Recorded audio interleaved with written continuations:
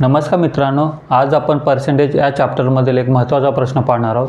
तो प्रश्न असा आहे, एका निवडणुकीत 2 उमेदवारांपैकी 35% मते मिळालेल्या उमेदवार 6300 मतांनी पराभूत झाला। किती मतांनी पराभूत झाला? 6300 मतांनी पराभूत झाला। तर जिंकलेल्या उमेदवारास किती मते मिळाली? ठीक आहे, आता बघू ह्याचं स्टेप बाय स्टेप आपण सोल्युशन बघणार आहे। बघा, आता पहिली स्टेप काय, एकूण मते किती असतात? 100% असतात, हे सगळ्यांना माहिती आहे। आणि पराभूत उमेदवाराला किती टक्के मते मिळाले? 35% मते मिळालेत। 35% लिहिले पराभूत उमेदवाराच्या खाली। तर विजयी उमेदवाराला किती टक्के मिळाले असतील? 65% मिळाले असतील। 65% आले कसं ओळखलं? 100 मतांमधून पराभूत उमेदवाराचे 35 मायनस केले तर 65% येतात, बरोबर। आता एक स्टेप अजून पुढे जाऊया। 65 आणि 35च्या मधील फरक किती आहे? बघा, आता 65 आणि 35, 65मधून 35% वजा केले तर किती राहिले? 30% राहिले। म्हणजे आता आपण असं म्हणू शकतो, पराभूत उमेदवार 30%ने हारला आहे किंवा विजयी उमेदवार 30%ने जिंकला आहे। दोन्ही गोष्टी एकच आहेत। पण आपल्या प्रश्नामध्ये 30%चे काय दिले? आपल्याला किंमत दिली। 30%ची किंमत किती दिली आहे? उमेदवार 6300 मतांनी पराभूत झाला आहे। म्हणजे हा उमेदवार 6300 मतांनी पराभूत झाला। मग 30%ची किंमत किती दिली आपल्याला प्रश्नामध्ये? बघा, आता 30%ची किंमत आपल्याला प्रश्नामध्ये दिली आहे 6300।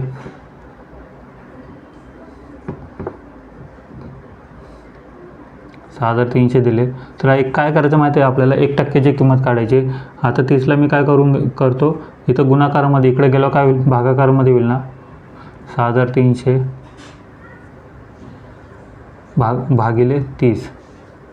आता याला काय करा? सिम्प्लिफाय करा। 0ला 0 कॅन्सल झाले। बघा, आता 3 दुने 6, 3 एक 3 आणि 0।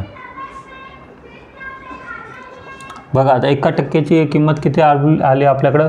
210 आली। तर 100%ची किंमत किती असेल? दोन्ही साईडला काय करा? 100ने गुणाकार करा। 100ने गुणाकार करा दोन्ही साईडला।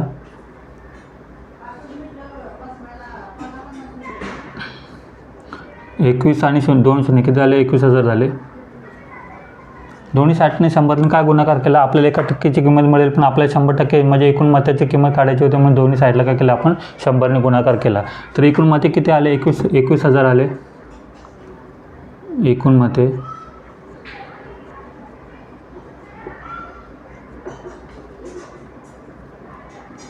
मते किती आले आपल्याकडं? 21,000 आले।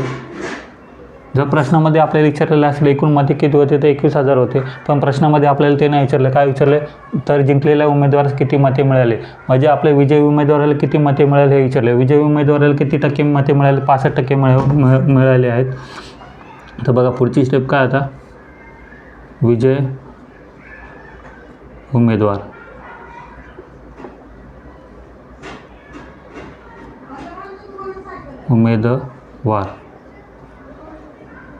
तर एकूण मताचे आपण 65% मते काढले, तर आपल्याला विजयी उमेदवाराला किती मते मिळाले हे मिळणार आहे। तर 65% टक्केच्या जागी काय लिहू शकतो? 100 लिहू शकतो। 100% टक्क्यांचा अर्थ काय असतो? 100, ठीक आहे। गुणाकार 21,000, एकूण मते किती? 21,000 आहे। परत याला सिम्प्लिफाय करा। 2 शून्यला 2 शून्य काय झाले? कॅन्सल झाले। आता 210 आणि 65चा गुणाकार करा। 210 आणि 65चा गुणाकार करा। 5 एक 5, 5 दुने 10, 0 आला। 6 एक 6, 6 दुने 12। बेरीज करा। 5 0 आणि 6 किती? 6, 2 आणि 1 किती? 3 आणि 1 आणि 0 होते। म्हणजे एकूण मते किती? विजयी उमेदवाराला किती मते मिळाले? 13,650। 13,650 हे काय असणार आहे? आपलं उत्तर असणार आहे।